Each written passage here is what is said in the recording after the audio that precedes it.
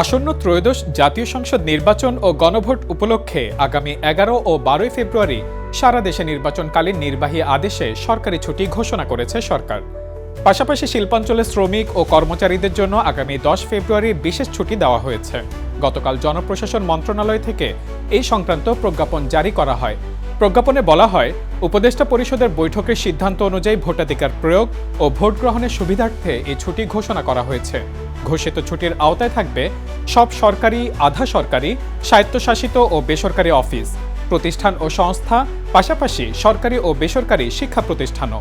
আগামী 12 ফেব্রুয়ারি সকাল 7:30 থেকে বিকাল 4:30 পর্যন্ত বিরতিহীনভাবে জাতীয় সংসদ নির্বাচন ও গণভোটের ভোট গ্রহণ অনুষ্ঠিত হবে।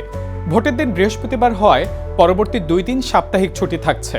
ফলে নির্বাচন উপলক্ষে সরকারি প্রতিষ্ঠান ও শিল্পাঞ্চলে টানা 5 দিন এবং অন্যান্য ক্ষেত্রে 4 দিনের ছুটি মিলবে।